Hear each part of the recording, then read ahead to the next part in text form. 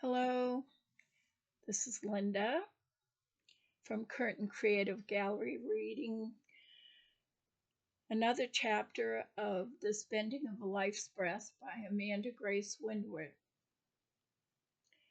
We are now on chapter 21, and Mandy says in her journal, "Please forgive me for not being able to continue to support you and your life any longer." I guess she's talking to Roger in her head. "I don't believe anyone could have loved you or will ever love you as freely as I have with not much in return. Marcelina is just as dishonest and untrustworthy as you, and so I suppose you will be just fine together. She was able to reel you in like a stupid fish. So you're as dumb as I was to believe in you. She can pretend it was an innocent mistake. She may not want you and just be toying with you, Roger, and find someone else in the end. How many husbands has she had? No, she's been fired from her job and has little means of support now in that big new house she just bought that you helped her. She needs her sugar daddy now more than ever to support her. So maybe she will keep you. But she lies just like you. You both deserve to live with unfaithful liars and cheats. I wish you would both grow a conscience someday and feel what you have done to so many that would be justice. I hate that I love you. I hate you for the knot in my stomach and the lump in my throat, the shiver shake that threatens to rattle my brain some more and seems like it will never die down or go away. I hate you for the stress pimples coming on my face and the tears in your honor that make my eyes old and puffy. I wait for the very last one to finally come and dry up, leaving me feeling empty of my feelings, but at least safe from any more pain you might have left to cause me. You still have my heart by the throat, but what good is it? All broken and useless to you or anyone else now. How can I mourn for something that I now find never was? I mourn for what my imagination tricked me into believing was. Even though nothing was ever really there, Roger, I hate you for that. May 27th, 2000. God, please fill my husband with the knowledge of your will through all spiritual wisdom and understanding. I pray for this in order that he may live a life worthy of the Lord and please you in every way, bearing fruit in every good work and growing in knowledge of your love. Amen. Excuse me. June 9th. Our son RJ is living at home and quit his job like an idiot in June. What perfect timing to be irresponsible. This is what your leaving us has affected. June 10th, 2000, Saturday. Roger agreed to take me to Plastow to get pool supplies to fix the pool for the boys. And then he got angry when I asked if we could stop at Market Basket. He got irate and said, "No, I'm not taking you shopping. I'll be there for the kids, not you." And I timidly said, "Well, you and the kids need lunch. I was just going to get something for lunch." So he took me to Market Basket and then waited out in the car after demanding I only buy food for lunch and that's all. Then, after getting a call from Marcelina when I got in the car, he decided he was not bringing me straight home because he needed to drive to Daring, he said, to his brother's house to pick up Marcelina's 2 pillows he had left there per her request when she called him. Well, when we finally got back to the house to the boys, he had a quick lunch with them, which he talked with Marcelina on the phone all during, and then said he had to leave. He had something to do. So that was his visit with his boys. Sunday, Roger picked up the boys for church, and they asked him if I could go too. He said no. Without telling them, he brought them back up to Marcelina's house to pick her up to go to church with them. Then, directly after, he dropped her back off at her house and then brought the boys straight home. Then went back up to her house to do some things, he said. That was it for their wonderful Sunday visit with their father. They were not happy at all about that. June 18th, Sunday, Father's Day. Walden invited Roger last weekend to go with the boys to the Dad's Day celebration at Camp Lincoln. But during the week, Roger asked Warren and Jack if they would mind if Marcelina went too. They acted uncomfortable and told him they didn't know, but later during the week, Roger called and told me she decided not to go. June 18th. Roger, you have beaten me so low, I feel I cannot get up. It is time for me to fight back somehow. I will not let you and that harlot get away with this any longer. I want to have a life, you say. Want to have a life, you say? Well, go then. Be with the harlot and your booze. But Roger, believe me when I tell you, you both may think you won this battle, but you lose more than I guess you're ever going to be capable of understanding or seeing. I am so angry. I wish I could strike back. I need to see Claudia at work and try to start doing MIMS work. That's extra work. I will need more income to take care of my children and try and hold on to the house. I cannot afford to keep things going without more income. I need income. I'll beg more shifts at work. This was supposed to be a temporary job, and they have been kind enough to adjust it because of my disabilities right now after my accident. Now I need to beg they keep me on somehow so I can now be able to provide for my family.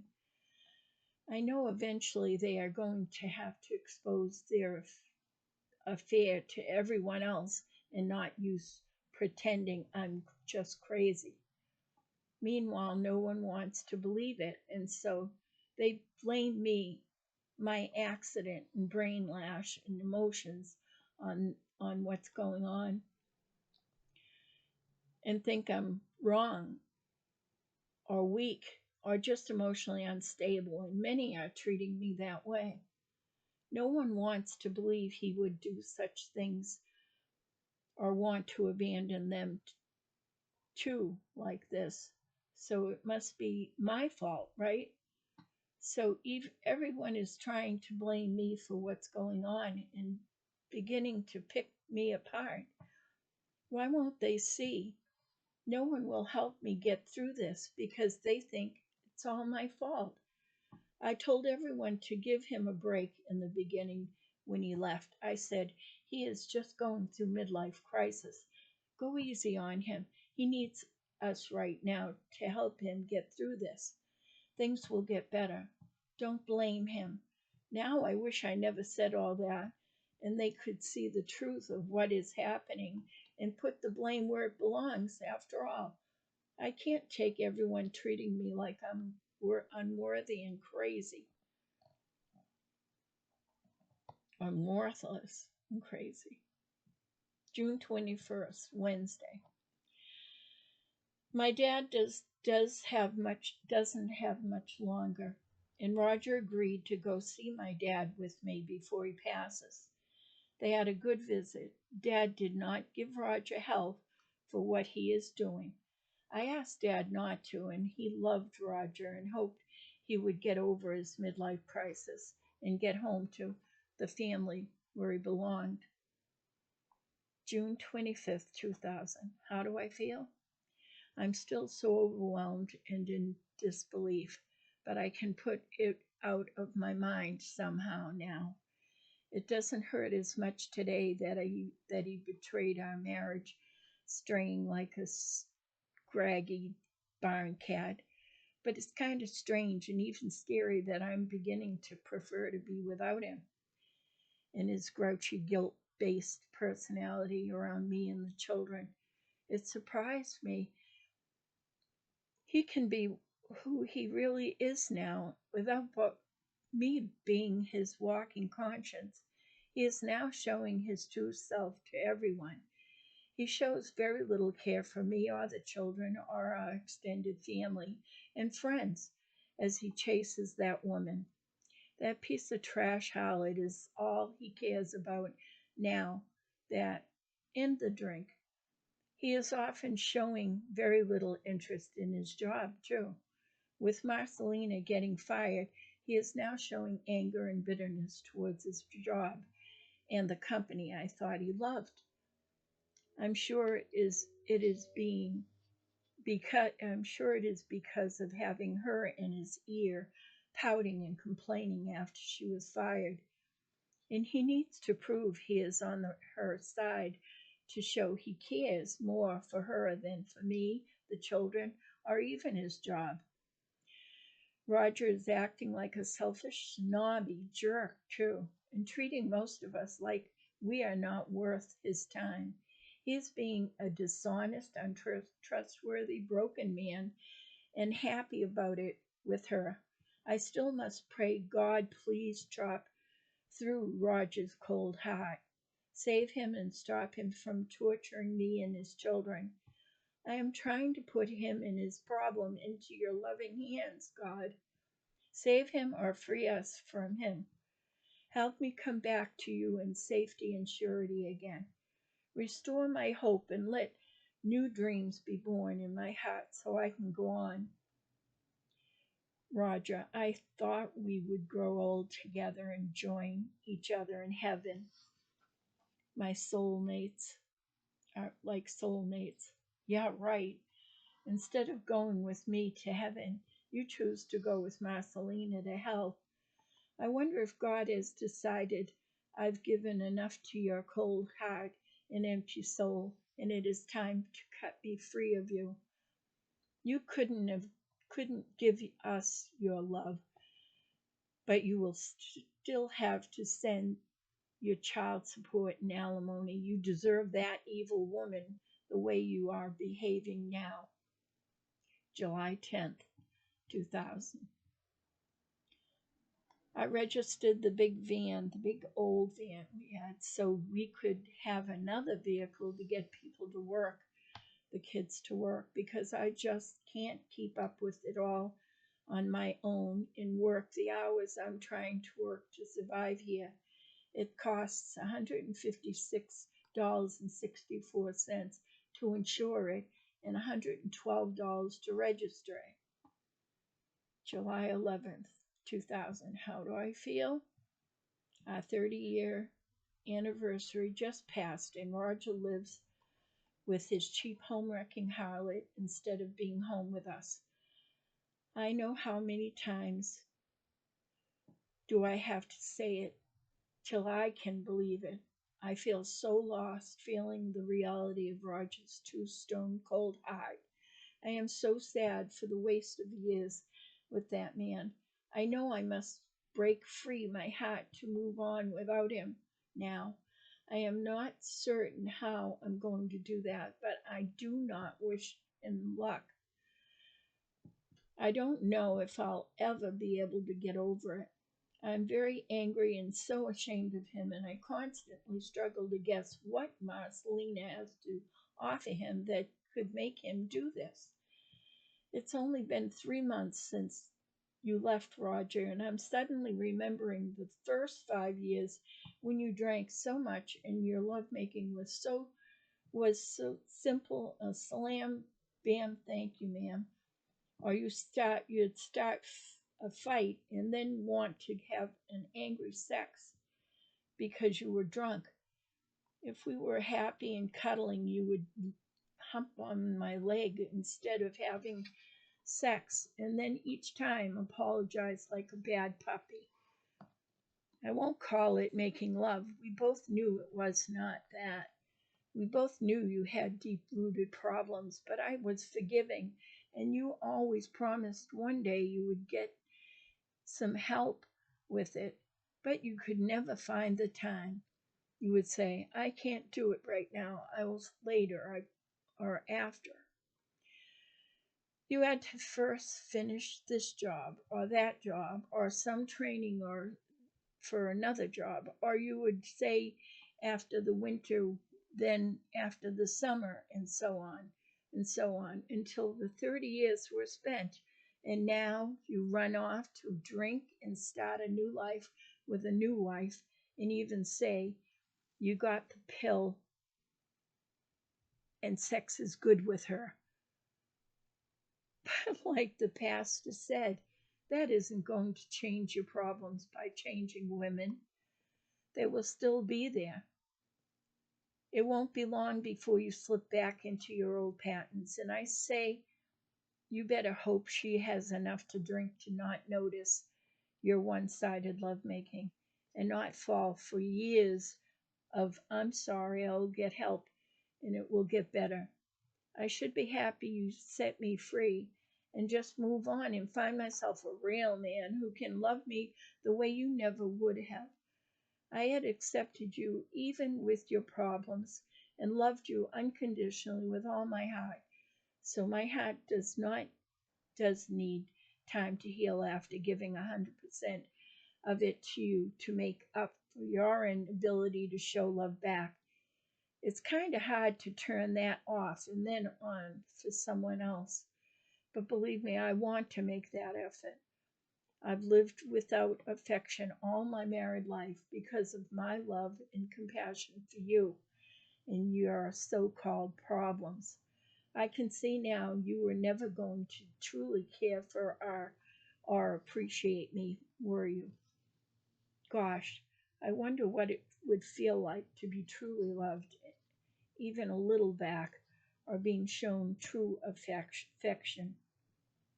I remember when I'd ask you to just pat my head, you would gently, you couldn't be gentle. It was always like you were chopping wood.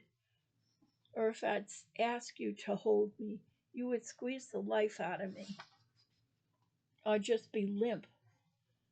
I should have guessed this problem when we were teenagers, and you would flirt by punching me real hard in the muscle of my leg, leaving huge welts and bruises. You never grew up and be able to show gentle affection, even a back scratch. I'd say scratch here, and you'd deliberately scratch everywhere else but where I needed it. The same was with sex. Over no matter how many times I'd get you to try, you just played dumb about that and sex your whole married life with me, except for an occasional crumb you would give me just to let me know you could if you really wanted to. I often made things romantic for you, but you've never once tried to be romantic back. I see now you could never be that stupid. You were deliberate. You hate women, it's obviously probably from watching your father and all those women. But we have our purpose, and we're darn lucky you married a faithful Christian woman with loving parents that showed even you love to help you grow and helped pay for you to develop a career in life that would help to set you high and more financially secure than you would have ever been. You are lucky you found a woman who gave more than she received and poured her love into you despite your stinginess. Otherwise, the only type of woman that could have ever made it with you would be another alcoholic, and this is just what you once told me. You told me you would have been a worthless drunk or dead if you hadn't married me. I suppose a drunk for a wife could have its perks, though. She won't need your love and affection because, like you, her true love and affection is the booze, and you can both just pretend. Yeah, we have the end of chapter 21. Next time we go to chapter 22, and you guys say more of Mandy's journal entries as she's trying to go through these changes and adapt to a life that she did not plan for. Hope to see you soon, guys. Have a good week. Later, Gator.